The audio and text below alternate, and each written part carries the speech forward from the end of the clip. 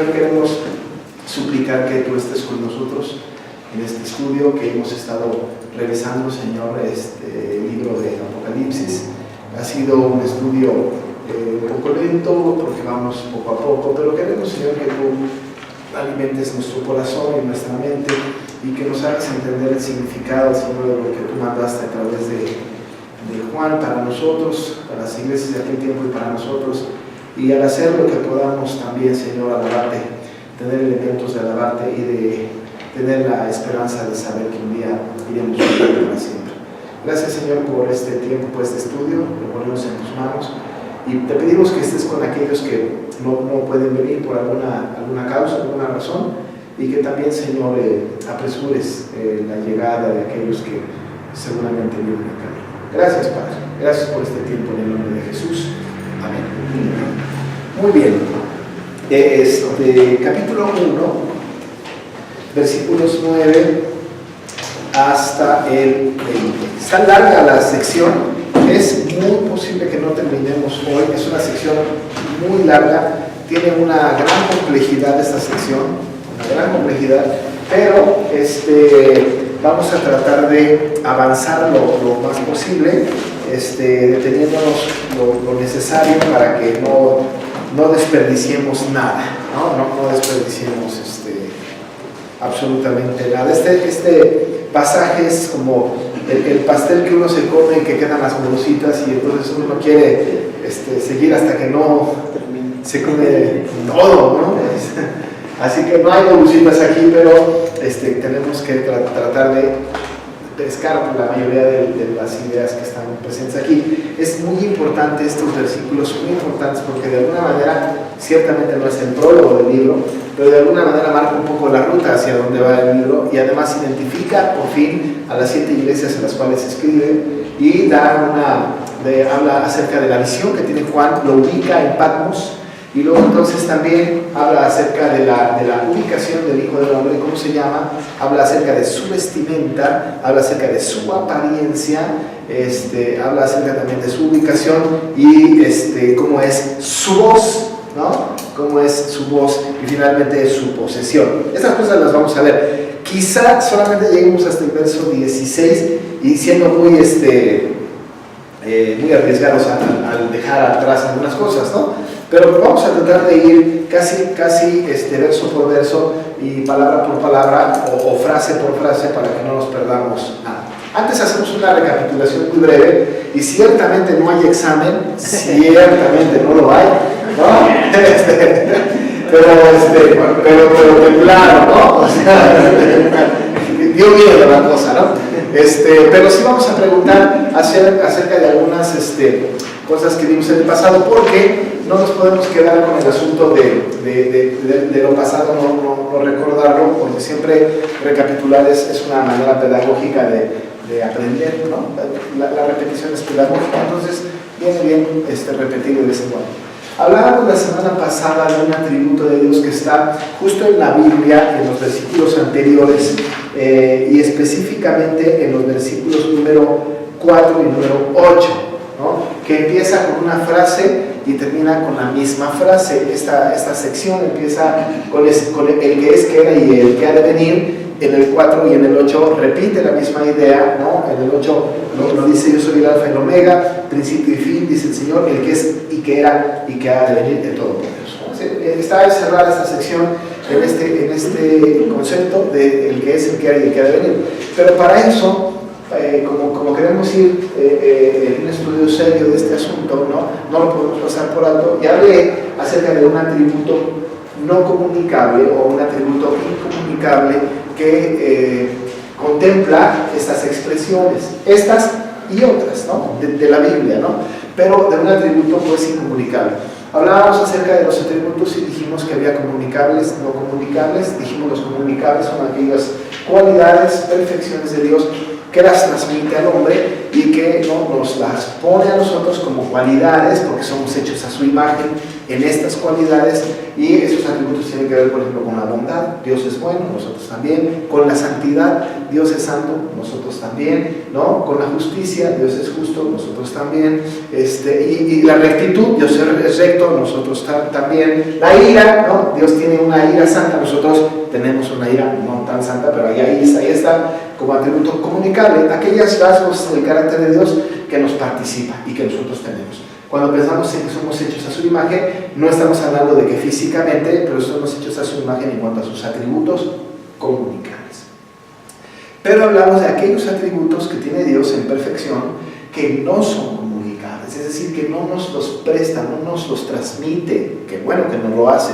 Y hablábamos, por ejemplo, de la omnipotencia, ¿no? El único que es omnipotente es Él, ¿no? No nos lo presta, no lo dice, ¿no?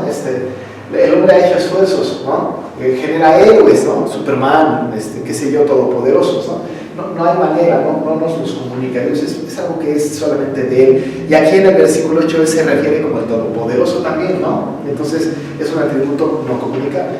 La omnisciencia, Dios todo lo sabe, ¿no? No hay algo que esté oculto para Dios, nada, ¿no? Nuestro pensamiento lo conoce desde lejos y sabe lo que va a pasar mañana porque ya lo hizo, ¿no? Entonces la omnisciencia es un tema de un atributo no comunicable que solamente le pertenece a Dios. Nadie puede saber nada, otras cosas que no están en su entorno mental, ¿no?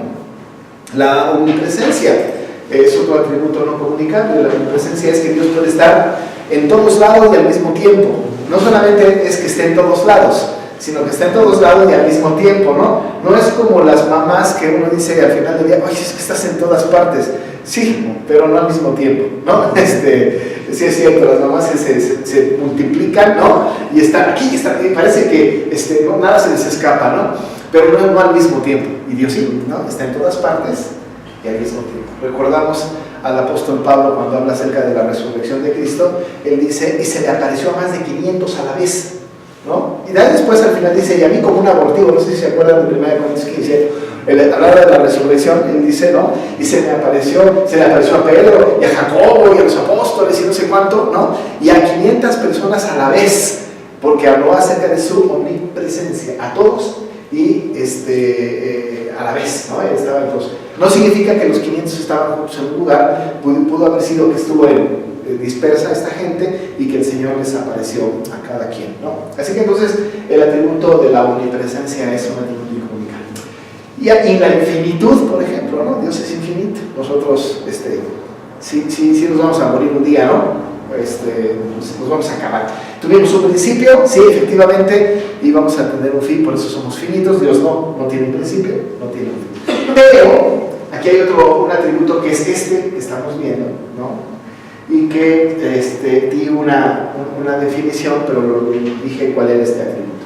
¿Cómo se llama este atributo que habla aquí el texto de el que es, el que era y el que ha de venir? ¿Se acuerdan? Aceidad. El atributo de la aceidad, ¿no? Si fueron curiosos y a lo mejor llegaron a casa y lo buscaron en algún diccionario, se pudieron dar cuenta que la aceidad tiene que ver con que Dios es autoexistente, ¿no? Nadie lo creó, no está hecho por nadie, ¿no?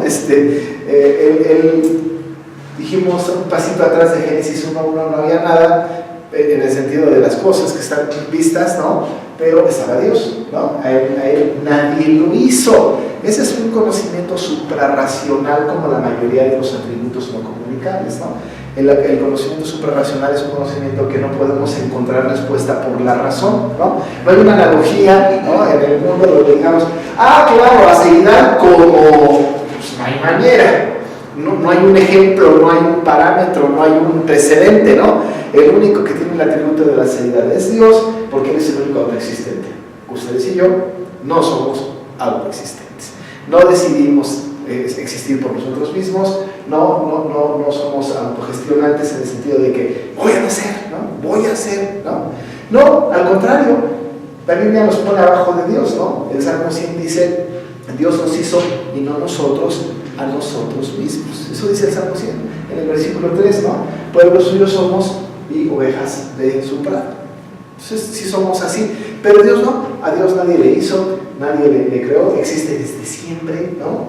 Y por eso Juan, en esta visión, en el libro de Apocalipsis, habla de este atributo no comunicable como la deidad, diciendo el que es el que era, el que ha de venir.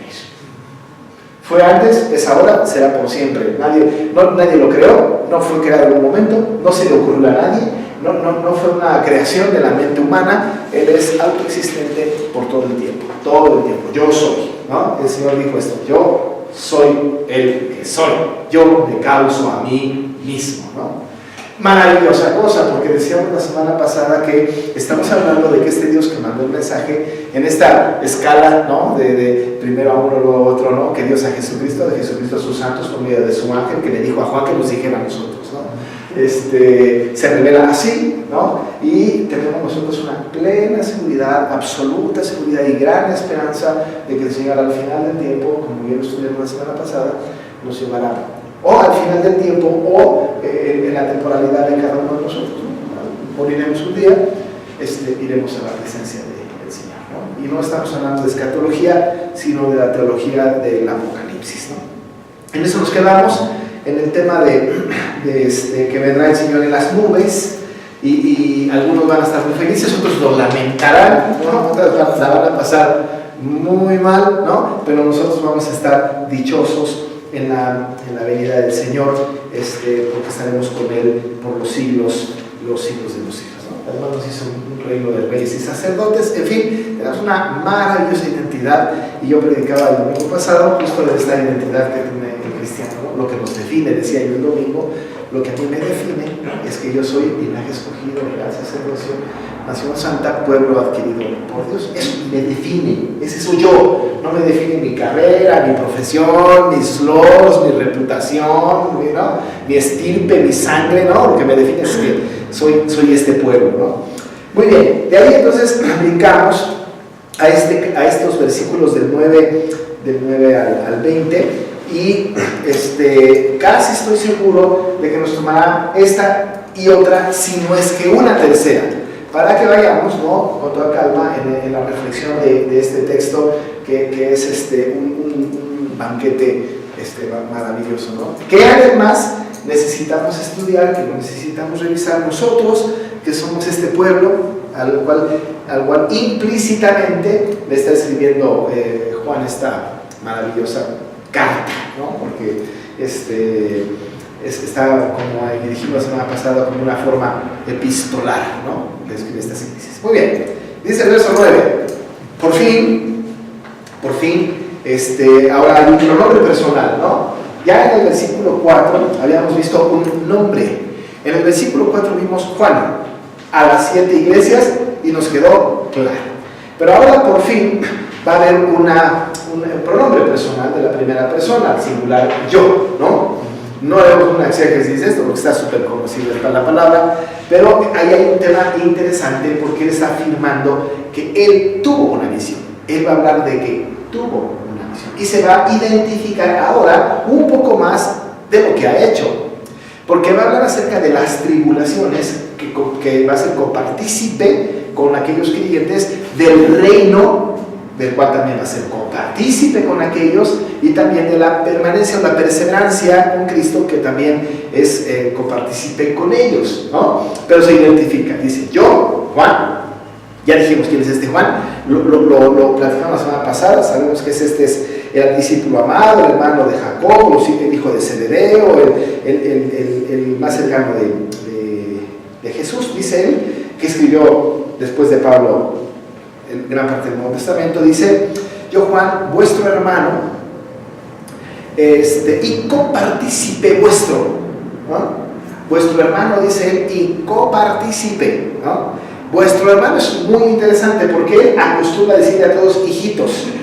Lo vemos en la primera, segunda, tercera carta que escribe, él dice hijitos míos, ¿no? Era así como, ustedes son mi creación, no mi creación, pero mis hijos espirituales, ¿no? Y estoy por encima de ustedes. Algo muy importante de este asunto es que la visión que va a tener Juan no lo exalta o no se autoexalta para decir, yo tuve la visión, ustedes no, por lo tanto yo soy el más importante. No hace esta división, no hace esta posición que le pueden comprar como los que hoy dicen que tienen visiones, ¿no? Se ponen arriba de todo el mundo. Pero no, Juan al contrario trata de ponerse al nivel de ellos, porque les llama hermanos y les dice que son copartícipes con él, ¿no? Copartícipes con él. La humildad de Juan es muy notoria en esta carta, porque además él se está poniendo en un plano inferior, porque quien está dictándole la carta o quien está diciendo escríbeles lo que ves es Jesús, ¿no? Entonces está en una posición muy en su lugar. Dice Juan, yo, vuestro hermano, y luego les dice que es copartícipe de ellos. ¿Pero en qué? ¿En qué es copartícipe? ¿No? Ahí está, dice él, copartícipe en la tribulación, en el reino y en la paciencia de Jesucristo, ¿no? Tres elementos, ¿no? Son tres elementos. Estos tres elementos son muy importantes, porque habla de tribulación, reino, ¿no? Y paciencia de Jesucristo, que es la perseverancia, la preservación de Jesucristo para con nosotros. Vamos a tratar de verlas un poquitito nada más y de manera independiente, y luego trataremos de hacer una unidad de estas tres expresiones. Él dice que es copartícipe. Si dice que es copartícipe, nuestro hermano Juan, estamos hablando de que él, como nosotros, o como aquellos cristianos a los cuales está dirigida inicialmente la carta, o estas cartas, aquellos de las 7 iglesias, no, están pasando por las mismas cosas. Unos en menor grado, otros en mayor grado. Sí había personas, había cristianos que en la época de Juan estaban siendo apresados por causa de su fe. Sí había. No podemos nosotros decir que no, había persecución. Pedro, por ejemplo, ya les había dicho a estos que estaban expatriados que iba a haber persecución. Recuerden ustedes que Pedro les está escribiendo a los expatriados que viven justo en Asia. Estos mismos, ¿no? Los mismos que están en Asia. De tal manera entonces que estamos hablando de algo que conocemos. Estamos conociendo que la gente creyente en Jesucristo estaba padeciendo tribulación, una tribulación muy fuerte. Muy fuerte. Estaban siendo amenazados de muerte, estaban llevados presos al circo romano, estaban poniéndolos a que fueran devorados por las fieras. Se divertía el emperador al ver a los cristianos corriendo en la arena del circo, siendo perseguidos por animales salvajes. Ponía a pelear a los cristianos con otras personas para que fueran muertos en la arena. Era una diversión, tenían una persecución muy fuerte y tenían una tribulación muy fuerte. La gente que no estaba en esta tribulación o en estas, participaban en estas grandes festividades tan crueles, ¿no? Pues estaban tan nerviosas, dice Flavio Josefo en su libro de las antigüedades de los judíos, a la expectativa de cuando me toca, ¿no? Un día me va a tocar y un día me van a llevar al circo, ¿no? Y aquel tiempo era una tribulación, pero no era una pequeña tribulación, era una gran tribulación. Esto es muy importante, porque hoy día la escatología moderna nos habla acerca de que la gran tribulación no ha llegado todavía. ¿No? Sí, no, espérense tantito, dicen nuestros primos dispensacionalistas, ¿no? Armenianos, dispensacionalistas, premilenialistas y pretribulacionistas y no sé cuántas cosas. Ellos nos hablan y nos dicen, es que van a venir 3 años y medio de tribulación y 3 años y medio de gran tribulación cerca del final del tiempo, cuando estemos en el año 900 y no sé cuántos para que lleguemos al milenio completo. En fin, empiezan a hacer su mapa escatológico y apuntan la tribulación o la gran tribulación como un evento futuro del cual todavía no llegamos, ¿no? Ustedes platiquen con alguien así y dicen, ¿a poco tienes gran tribulación hoy día? Entonces, ¿eres perseguido? ¿Te están matando? No, entonces todavía no viene la gran tribulación. Pero la gran cuestión es, aquellos cristianos de aquella época verdaderamente estaban viviendo una gran tribulación. Si hubo un momento en que el pueblo cristiano fue amenazado casi para ser extinguido, era en la iglesia del primer siglo, en la iglesia de este tiempo. En esta iglesia que eran muchísimo menos cristianos porque solamente estaban en una región, su exterminio estaba como latente. Pasaba como lo que pasó con Amán cuando amenazó a los judíos, a Mardoqueo y a todos los judíos que los querían aniquilar. En el libro de Esther iban a ser aniquilados, ¿no? Gracias a Dios por la intervención de Esther y de Mardoqueo, que el pueblo es rescatado y se hace la fiesta del Purim. Pero esto es algo semejante. Los cristianos estaban pues amenazados de muerte y tenían una tribulación muy fuerte. Y Juan se está diciendo, oigan, yo soy su hermano Juan, y soy copartícipe con ustedes de la tribulación. Él estaba en tribulación, una gran tribulación. Y ahorita va a decir dónde estaba para que fuera, y a causa de qué estaba siendo atribulado Juan, ¿no? A causa de qué, de qué. Y estas tribulaciones son las que valen la pena, ¿no? Si yo voy a ser perseguido, si yo voy a tener tribulación por esa causa que ahorita voy a mencionar, bueno, pues bienvenida a la tribulación. Bienvenida a la tribulación. Noten ustedes que el apóstol Juan va a decir, ¿no? Dice: yo, Juan, vuestro hermano y copartícipe vuestro en la tribulación, en el reino y en la paciencia de Jesucristo. Dice: estaba en la isla llamada Patmos por causa de la palabra de Dios y el testimonio de Jesucristo. Estaba preso. ¿Y por qué estaba preso en tribulación? ¿Qué es lo que le llevó preso? ¿Por qué era su tribulación? La tribulación de Juan era por causa de la palabra de Dios y por el testimonio de Jesucristo. Si él, como sucedía con los cristianos, hubiera dicho cuando su interlocutor, cuando su verdugo le dijo: oye, ¿eres cristiano? Sí. Si niegas que eres cristiano te dejamos libre, si no te vas al circo. Algunos cristianos seguramente dijeron: ah, no, ay, perdón, no, ¿qué dijiste, cristiano? Ay, no, yo entendí otra cosa, ¿no? Algunos pudieron haber dado un paso atrás, ¿no? Eso se llama apostasía, ¿no? Negar la fe, pero otros no. Yo soy creyente de Jesucristo, ¿no? Y él dice: estoy preso, ¿no? Y lo dice de una manera muy clara el apóstol, para no errar, ¿no? Por causa de la palabra de Dios y el testimonio de Jesucristo. Los cristianos, cuando experimentemos, por ejemplo, no nos alcanzó la quincena, me peleé con mi hermano, mi matrimonio no está funcionando, mi hijo se fue de la casa, qué sé yo, ¿no? Algún problema de estos, quizá no le deberíamos de llamar tribulación, porque la tribulación, desde el punto de vista de Apocalipsis, tiene que ver con alguna causa de sufrimiento a causa de Cristo. Por Cristo, ¿no? Por Cristo. Claro, lo demás es parte del panorama que el creyente tiene, ¿no? En el mundo tendréis aflicción, ¿no? Pero les digo, es necesario que padezcáis, ¿no? Por un poco de tiempo, ¿no? También la palabra tribulación en otros textos puede implicar este asunto de sufrir por causas muy de nuestra casa, del ambiente, etc. Pero aquí, cuando se habla desde el punto de vista del Apocalipsis, pues, desde el punto de vista del final de los tiempos, desde el punto de vista de la espera de Jesucristo, de sufrir por Cristo, tiene que ver con estar atribulados a causa de Cristo, por causa de Cristo. Si decimos cosas, por ejemplo, es que yo me hice cristiano, no creí en Jesucristo como Señor y Salvador, y en mi casa se burlan de mí y estoy muy apesadumbrado, esa es tribulación.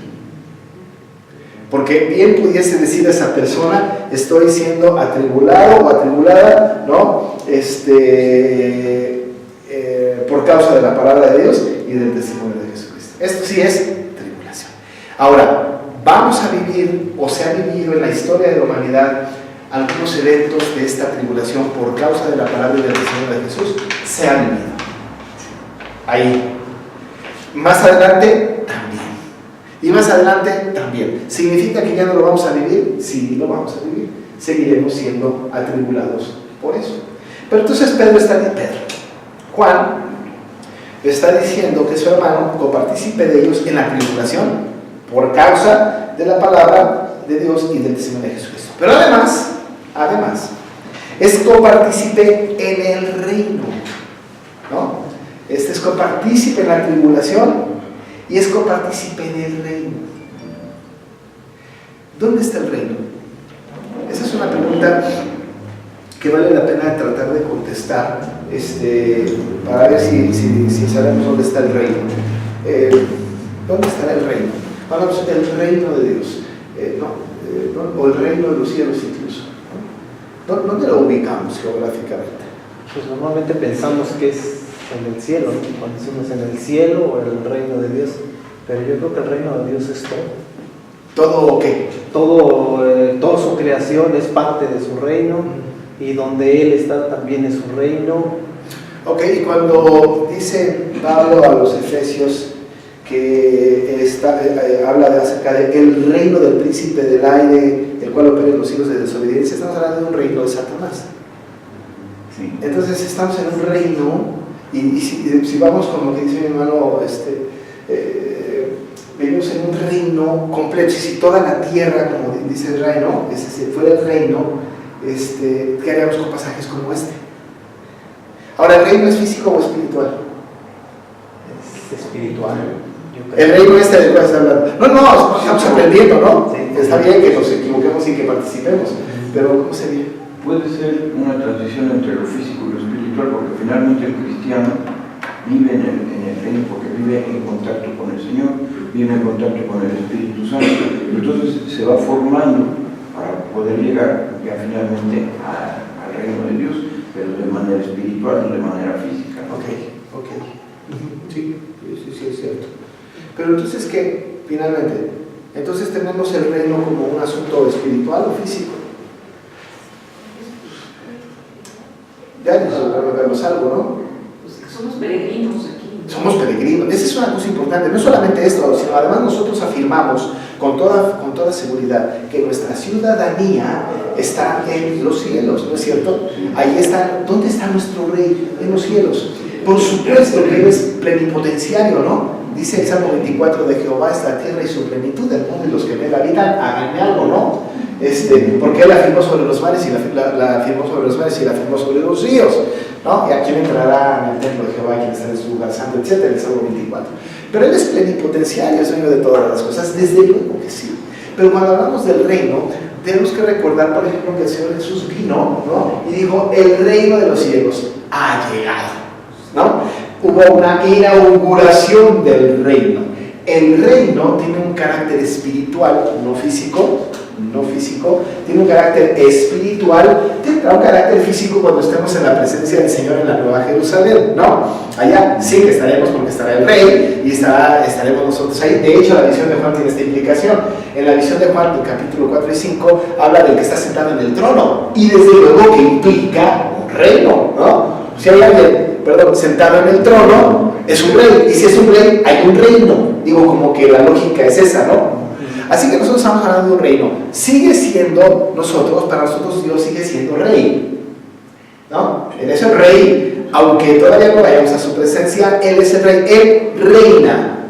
Jehová reina, dice el Salmo, ¿no? Él es nuestro rey. Y en nuestro reino es espiritual, no es la iglesia, ¿no? Es decir, no es el templo o no es el grupo de creyentes, es en todo lugar donde el Espíritu Santo ha llegado, y a todos los escogidos de todos los tiempos, todos estos pertenecen a su reino, que no tiene un carácter físico, sino espiritual, ¿no? Espiritual, que no tiene que ver incluso con esta posesión, como le diría Pablo a los Corintios en el segundo capítulo a los Corintios, en el capítulo 4 al final, 18, y en el capítulo 5 al principios. Dice, por ejemplo, el apóstol Pablo: si nuestro tabernáculo se deshiciere, ¿no? Tenemos no terrenal reservado para nosotros en el cielo, ¿no? Habla acerca de este cuerpo, si este cuerpo se rompe. De tal manera que entonces nosotros no tenemos contenido al reino dentro de nosotros, ¿no?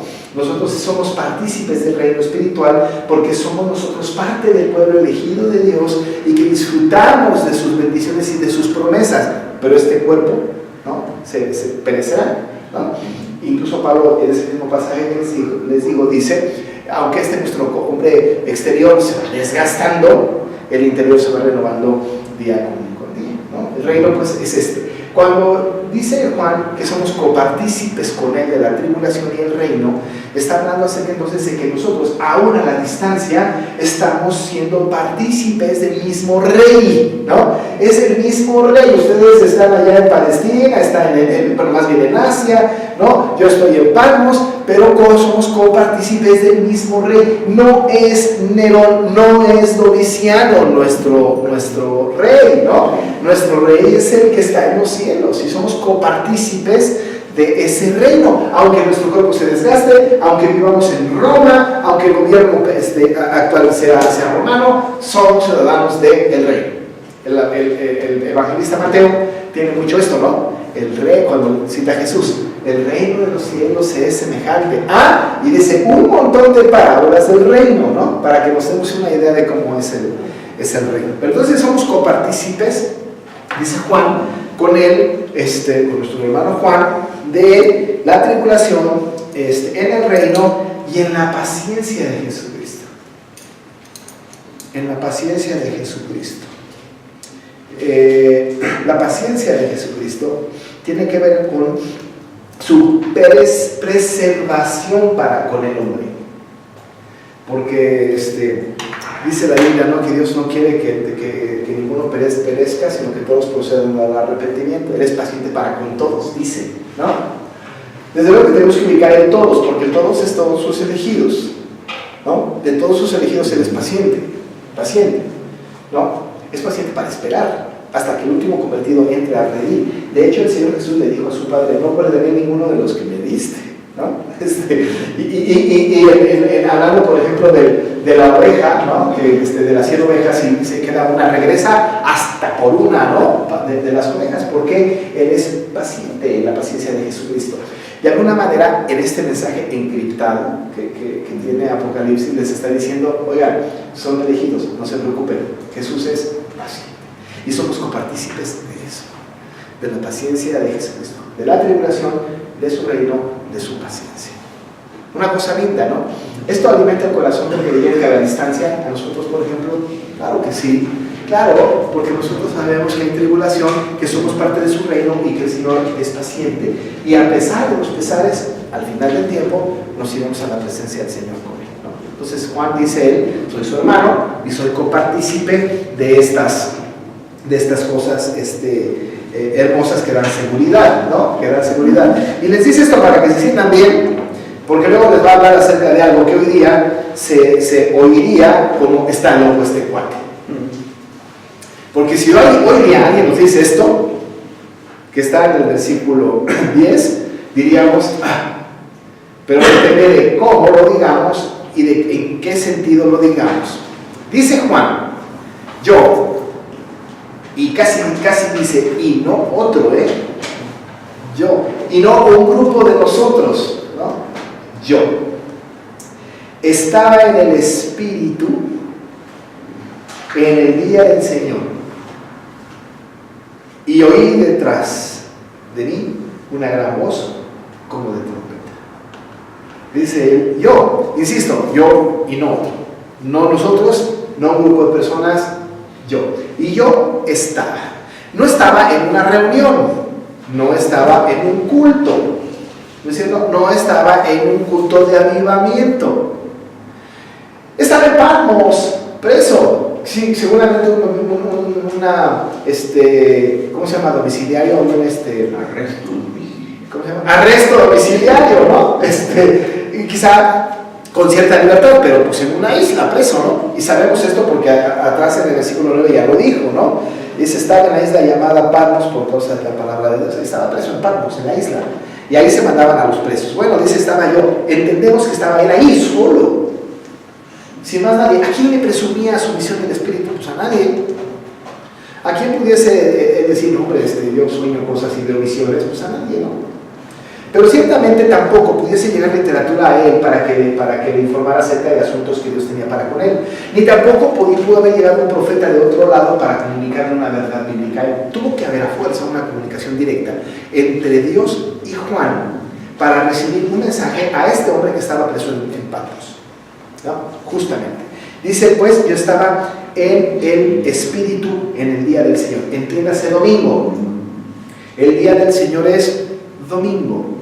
Por eso nosotros nos reunimos el domingo, porque es el primer día de la semana. Pero no es porque es el primer día de la semana, sino porque el primer día de la semana resucitó Cristo, ¿no? Dado por esta circunstancia, nosotros nos reunimos también el primer día de la semana y no el Sabbat, ¿no? Sino el primer día de la semana. Él estaba pues el domingo respetando su devoción al Señor, ¿no?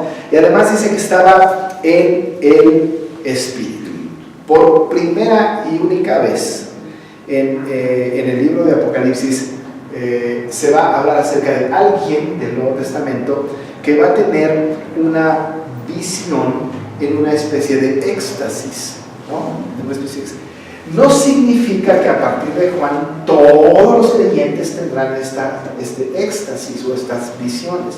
Dice yo, no dice tendrán o habrá yo. Y solamente para recibir un mensaje muy particular, todavía no se cierra el canon porque no está el canon completo, pero todavía va a pasar mucho tiempo para que se cierre el canon, y lo perfecto, como dice Pablo cuando habla de los dones que van a terminar, cuando venga lo perfecto, ¿no? Es decir, el canon establecido, ¡pum!, los dones espectaculares se van a acabar. Y ya no habrá más profecía, ¿no? La profecía predictiva, ¡pum!, se acabó. Aquí está, este es el texto, esta es la verdad, y a partir de ahí caminamos todos. Pero Juan va a tener esta, dijimos, como una especie de última, ¿no?, éxtasis, o la última persona, digamos, con un cierto fenómeno de visión de parte del Señor. Dice pues que estaba en el Espíritu en el día del Señor, y entonces oyó detrás una gran voz como de trompeta. Dios habla, ¿no? Y dice en 1 Tesalonicenses 4, con voz de mando, con trompeta de Dios. Los grandes anuncios, las grandes llamadas para arengas, para avanzar, se daban con trompeta, ¿no? El anuncio de la llegada de alguien en un reino, ¿no? Venía llegando algún visitante muy importante y se tocaba trompeta.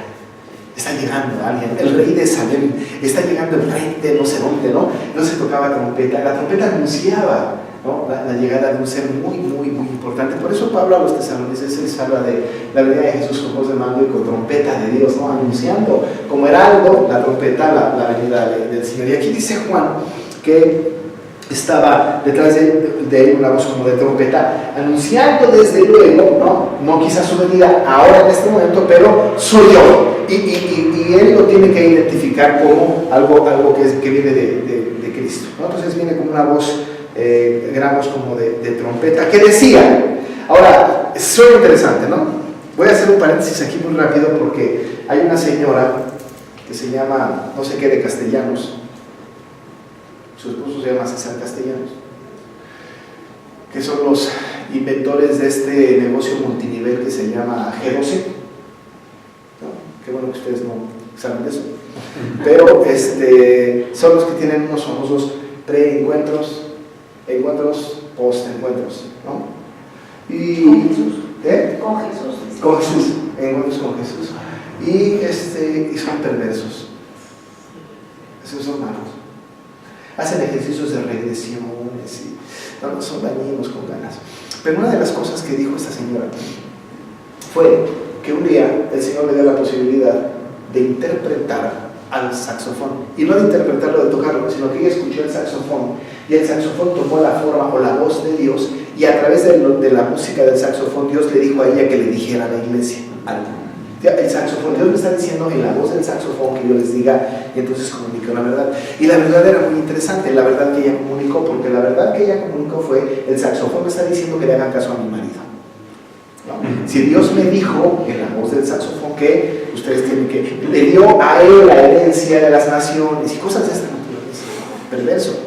Pero claro, esa es una situación bastante anómala, ¿no? Poco creíble, chantajista, por cierto, porque además es un hombre millonario que ha ganado con la fe miles y miles de dólares, ¿no? Pero acá hay una voz de trompeta que decía la voz de trompeta, pero entonces entiéndase voz de trompeta como una metáfora de la voz de Cristo, no como la trompeta misma. No le vamos a poner atención a la trompeta, ¿no?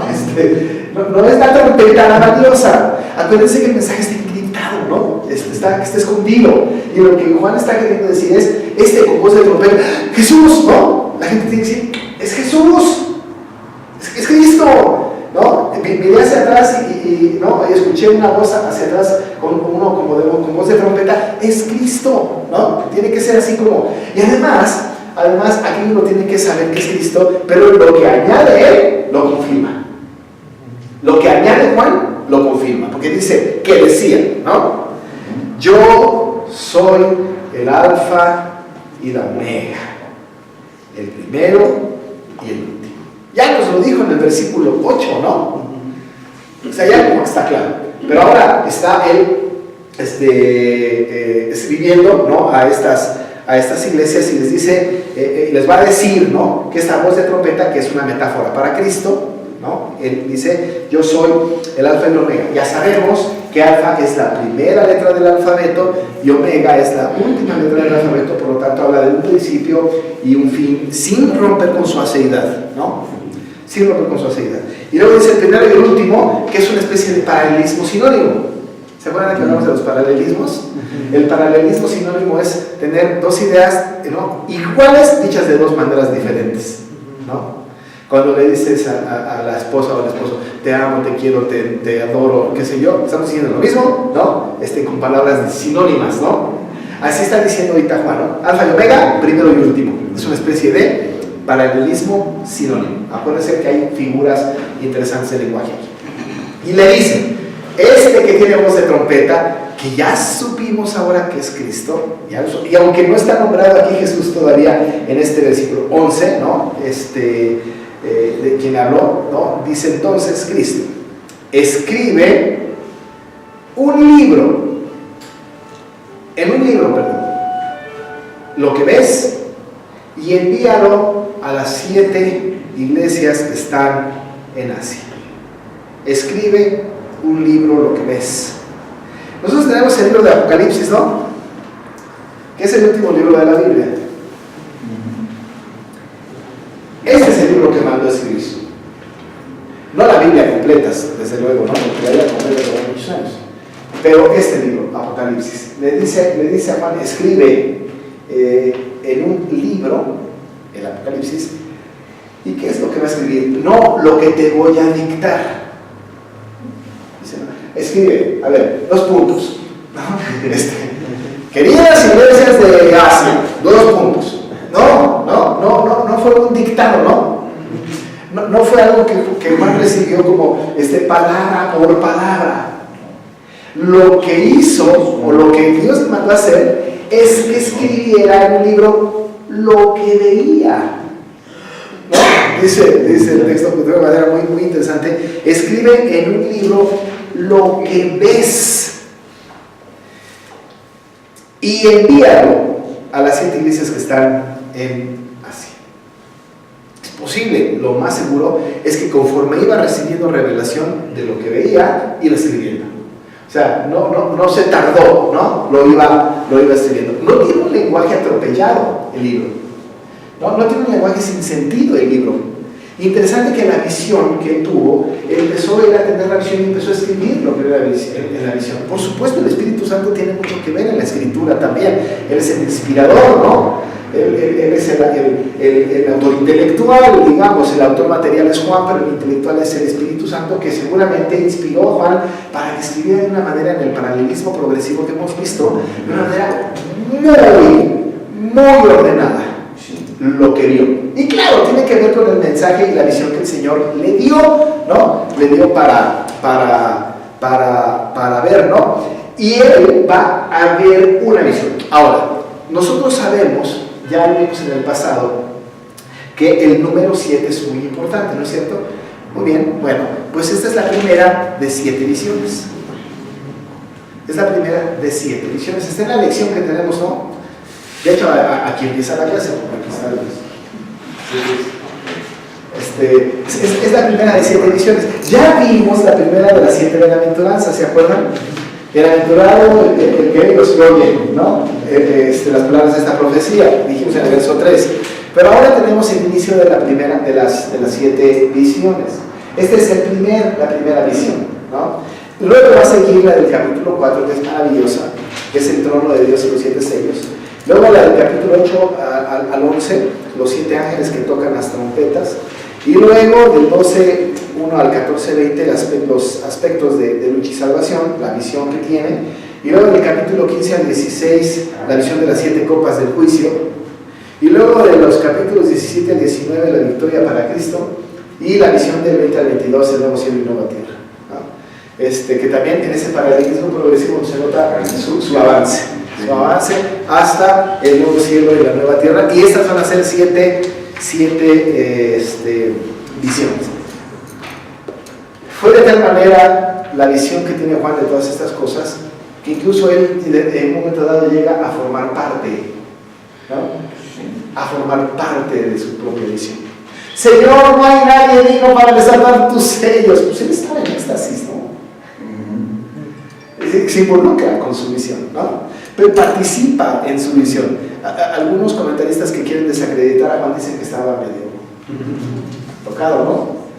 Pero no había más actitudes y más escritura cuerda que esta, ¿no? Y entonces entra en esa visión. Le va a ordenar estas cosas, escribe lo que ves, desde luego va a entrar en el versículo 10 esta visión, ¿no? Y le dice envíalo a las 7 iglesias que están en Asia.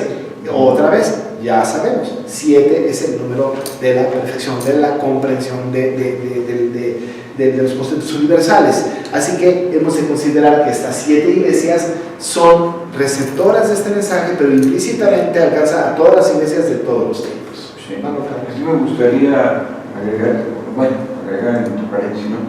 La perfección de Dios en el plan que tiene lo que va a escribir Juan. Aquí vemos primeramente el paralelismo progresivo, como usted lo dice, porque dice, primero lo que has visto, ahora en el momento que describe a las 7 iglesias, lo que es, entonces ya empieza a encerrar lo que ha visto Juan con respecto a la problemática que tenían precisamente las iglesias en aquellos tiempos.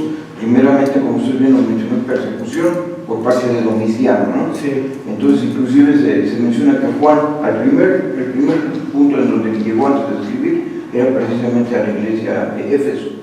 Ahí Domiciano había puesto una bola de templecillos y todo esto, y que se tenían que arrodillar en frente de él y todo para corroborar que efectivamente estaban con la monarquía romana. Finalmente, él lo negó y ahora pasa a paso, ¿no? Entonces es importante, ¿no? Sí, ahí se ve ese progreso. Sí. Se ve ese progreso. Sí, exacto, ¿no? Bueno, entonces le dice que le escriba a estas 7 iglesias que son estas locales de Asia, pero abarca todas las iglesias de todos los tiempos, ¿no? Nos vamos a tener que aprender de memoria las 7 iglesias, ¿no? Éfeso, Esmirna, Pérgamo, Tiatira, Sardis, Filadelfia y la Odisea. ¿No? Están bien fáciles de aprender, ¿no? 7 iglesias, ¿no? Bueno, ahí se escribe estas iglesias. Ahora, si tuviéramos un mapa, ¿no? Un mapa de la tierra de aquel tiempo, notaremos que cada ciudad está muy cerca. Sí. Una de la otra, ¿no? Esa es un círculo, ¿no? Están en Asia todas, pero están como en un círculo. Qué curioso, ¿no? Claro, Turquía. Hoy Turquía, pero que están ahí acomodadas, ¿no? Todas estas.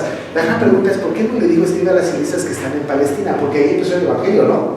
¿Por qué no en Judea o en Samaria o en Damasco, quizá que estaba un poquito más al norte, pero que ahí estaba el Evangelio?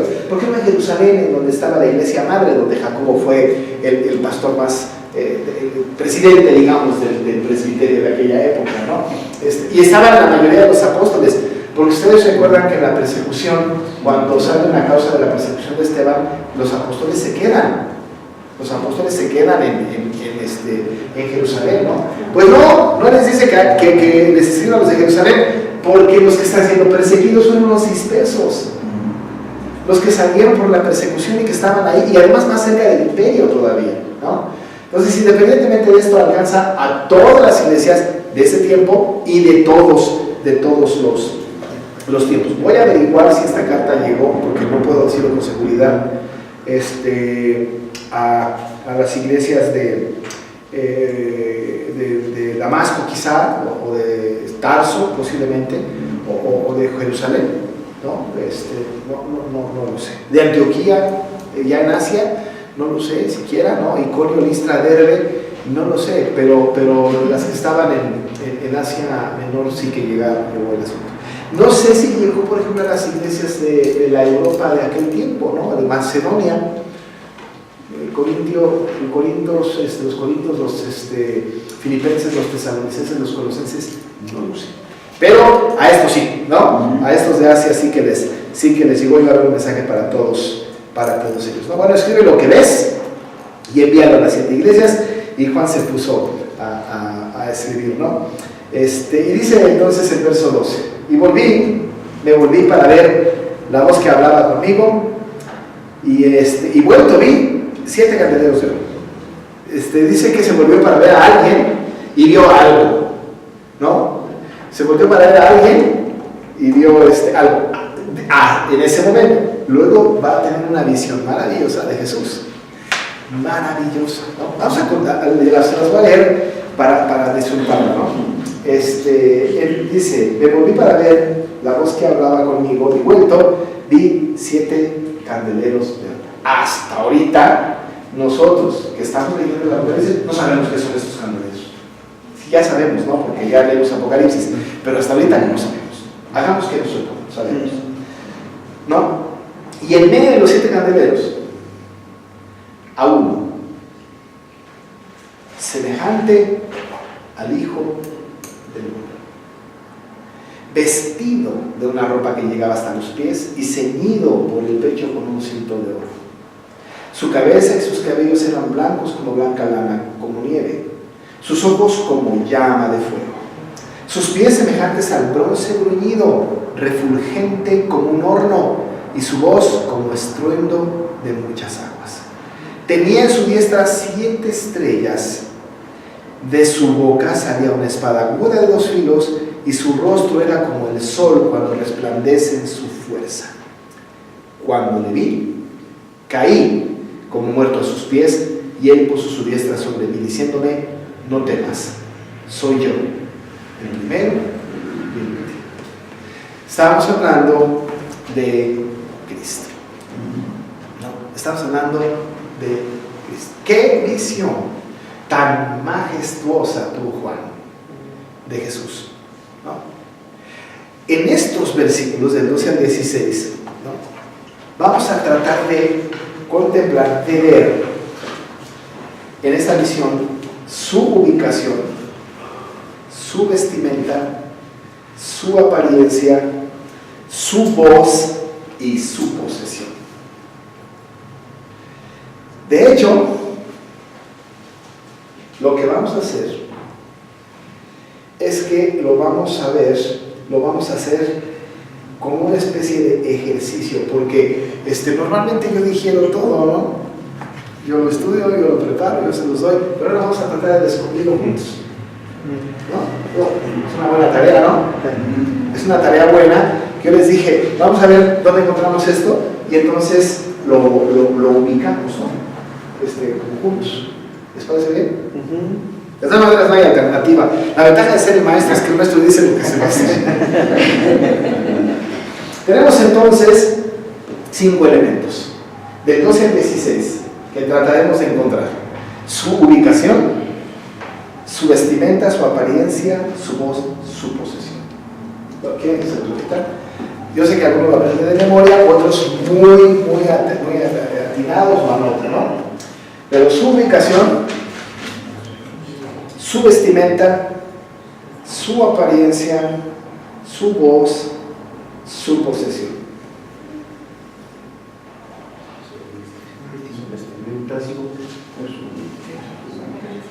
Está súper fácil. ¿Lo repetí? Sí, lo repito con mucho gusto. Su ubicación, su vestimenta, su apariencia, su voz, su posesión. Esto solamente es un ejercicio de identificar dentro del texto esto. Por supuesto que tenemos que ahondar en el asunto, ¿no es cierto? Y casi vamos a tener que regresar a Daniel un par de veces, o ir al libro de Daniel un par de veces para ubicarnos, porque el primero que habla de Jesús como el Hijo del Hombre profetizado es Daniel. ¿No? Es Daniel. Pero ahorita solamente lo que estamos haciendo es un ejercicio de ubicación, bueno, de contemplar el texto y encajar estos cinco conceptos, ¿no? Su ubicación, su vestimenta, su apariencia, su voz, su posesión. Vamos a empezar con su ubicación. ¿Dónde está? En el 1:13. En medio de los 7 candeleros. Exactamente. ¿Cómo es? ¿Candeleros o candelabros? Candeleros, dice la Biblia. No es lo mismo, ¿no? ¿Mande? No es lo mismo candelabros y candeleros. No. Candeleros, ¿no? Ya luego buscamos, ya luego hacemos la distinción, ¿no? Pero candeleros, ¿no? Entonces está en medio de los 7 candeleros, ¿no? Estando ahí en los 7 candeleros, ¿qué hacía? Estaba entre ellos, caminando, de un lado hacia otro. Caminaba en medio de ellos, ¿no es cierto? Estaba caminando. De todas maneras lo vamos a ver después, pero hemos nosotros de notar de que los candeleros de oro, ¿no?, son las 7 iglesias. Dice el versículo número 20, en la última expresión, los 7 candeleros que has visto son las 7 iglesias.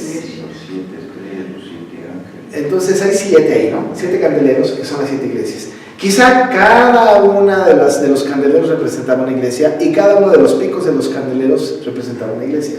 Acuérdense que los candeleros son candeleros que cada uno tiene 7 picos, ¿no? 7 candelero. Yo soy malísimo para dibujar, ¿no? Pero, Es abstracto. 1, 2, 3, 4, algo así, ¿no? Sí. Aquí hay 7, 1, 2, 3, 4, 5, Sí. 6. El del medio representaba a Cristo. Sí. Los demás, ¿no?, de alguna manera representaban pues a las iglesias, ¿no? Ya alguna vez comenté que se prendía el centro del candelero, ¿no? Y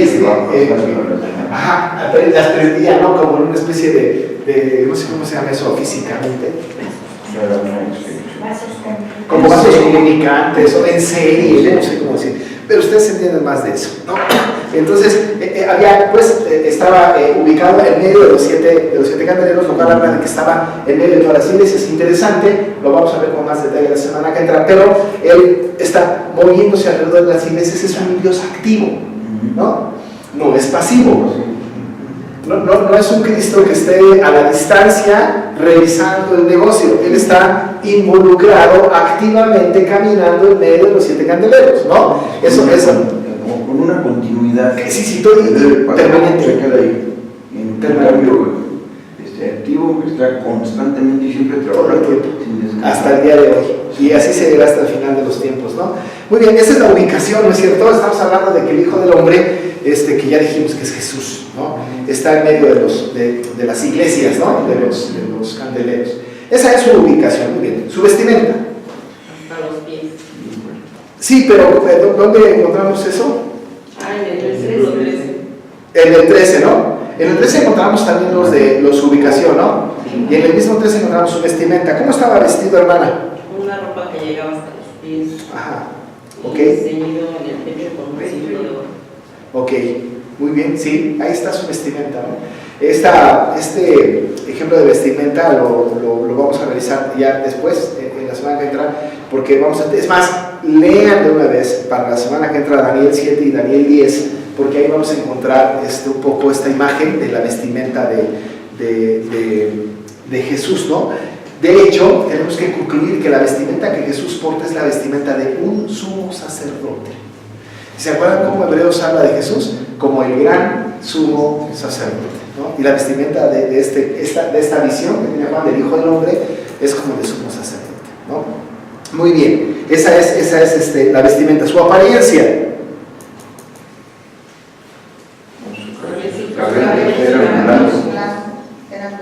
Su cabeza y sus cabellos eran blancos, como blanca lana, como nieve, sus ojos como llama de fuego y sus pies semejantes al bronce, refulgente como un horno, y su voz como estruendo de muchas aguas. Ahí está la voz, ¿no?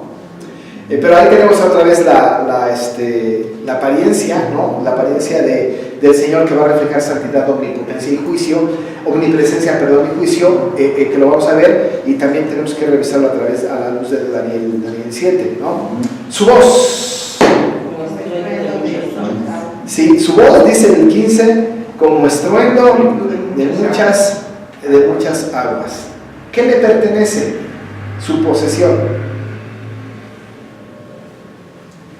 Tenía en su diestra, ¿no? Verso 16. Sí, le pertenece, ¿no? Ujú. De su diestra, dice, tiene 7 estrellas. De su boca salía una espada aguda de 2 filos, y su rostro era como el sol cuando resplandece en su fuerza. Eso también tiene que ver con su apariencia, ¿no? Pero estamos hablando de que él es dueño, él tiene en su diestra 7 estrellas, y nos habla a través de su apariencia, de lo que sale de su boca, que es la espada aguda de 2 filos, que ya está referida en otros pasajes de la Biblia, ¿no? La espada está referida, no se debe de entender la espada de otra manera que en Apocalipsis, tanto como de la palabra que sale de su boca y que hace daño, ¿no? A aquel que no cree en él, ¿no? Entonces él tenía a las 7 estrellas en su diestra, ¿no? Dice entonces Juan que cuando lo vio, cayó como muerto a sus pies, y él puso su diestra sobre mí diciendo: no temas, yo soy el primero y el último. Yo me muero, O sea, él cayó a sus pies, yo me muero. O sea, No pudo haberse muerto, hermano. yo sí no sé qué haya en esa, pero salgo corriendo, ¿no? Pero claro, él estaba en el Espíritu en el día del Señor, y recibió la visión y cayó como muerto, ¿no? Yo me quedo petrificada. Sí, ¿no? A sus pies, ¿no? Y entonces el Señor, con el característico amor que le distingue, pone su diestra sobre Juan y le dice: no temas. ¿Cuántas veces el Señor dijo: no temas? ¿Y cuántas veces el hombre siguió teniendo miedo? Además, Juan lo había visto. Juan lo había visto en la barca, transfigurándose, y también estaba en la barca cuando el Señor les llamó, les dijo: hombres de poca fe, ¿por qué tenéis miedo? ¿No? Aquí estoy yo. Aquí se está. paró y le dijo al mar: calla, y el mar se hizo gran alabanza, ¿no? Sí. Inclusive lo había visto, y en el contexto de Juan, lo había visto vivo. En este caso lo está viendo en su gloria. Sí. Sí, claro. Ahora, yo había visto a Jesús resucitado, pero nada más resucitado. Ahí lo ve en una esplendorosa visión, ya glorificado, lo ve físicamente todavía, sí, porque le pide de comer. Sí, pero él lo ve glorificado. Tomás, métele aquí el tomate. Sí, pero aquí ya hay lo gloria, nunca lo había visto, y por eso. No, qué visión. Muy bien, hermano. La semana que